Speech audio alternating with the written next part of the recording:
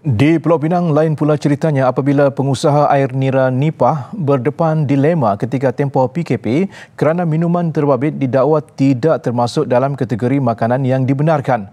Keluhan mereka disampaikan kepada wartawan Selvam Arjunan. Pengusaha nira di Penaga Kepala Batas, Osman Mat Isa atau lebih dikenali sebagai Pak Man, menanam pokok nipah dalam kawasan seluas 8 hektar sejak 20 tahun lalu dan menjalankan perniagaan minuman air nira nipah secara komersial selama 10 tahun. Selepas pelaksanaan PKP, katanya hanya pelanggan yang tinggal berdekatan singgah ke ladangnya untuk membeli minuman itu. Sebaliknya, peruncit dan pemborong dari bandar atau daerah berdekatan tidak dapat mengambil bekalan. Sekarang ni pelanggan nak mai tak boleh. Pasal nak kena ada surat, nak kena ada apa kan. Kalau boleh minta kerajaan pelonggarkan sikit lah kan.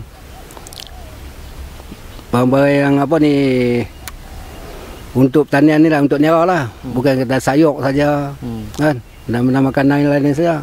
Nera pun kena sama juga. Baru betul. Bila PKP ni jadi 10 kilo ke atas tu, jadi payah sikit lah nak mas sebab ada sekatan kan. Jadi kita nampak macam Pak Man kita ni menegak ni kira kurang banyak lah. Jadi kita minta lah kerajaan tolonglah bantu dia macam mana kan. Lumrahnya permintaan terhadap nira nipah meningkat 2 kali ganda pada bulan Ramadan dan tahun ini juga tiada bezanya. Penyediaan minuman ini memerlukan pelbagai proses yang mengambil masa sebulan, iaitu pembuangan dahan, pelenturan bunga, urutan tangkai nipah dan akhirnya pemotongan batang pelepah yang menghasilkan titisan nira. Air nira yang dikumpul kemudiannya ditapis sebelum dijadikan minuman berkhasiat yang turut mengandungi bahan manisan semula jadi, iaitu sukros.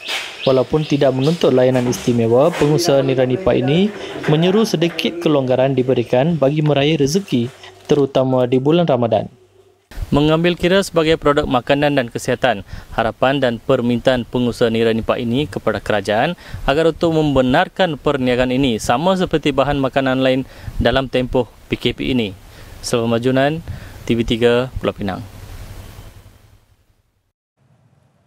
Dan ini pula reaksi segera oleh Exco Pertanian dan Industri Asas Tani Pulau Pinang, Dr. Nurlela Arifin, berhubung keluhan pengusaha nira nipah terbabit yang memaklumkan permintaan pengusaha nira nipah itu akan dibawa ke perhatian Jawatankuasa Khas Keselamatan Negeri JKKN yang dipengerusikan oleh Ketua Menteri. Saya akan tanya kepada pengarah pertanian saya bagaimana dengan nasib mereka lah.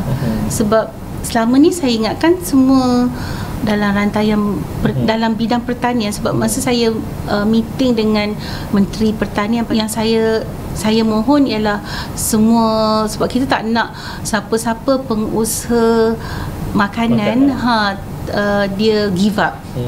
11 days. Katanya JKKN yang merangkumi jabatan dan agensi kerajaan pusat dan negeri dapat memberi pencerahan mengenai isu berkenaan.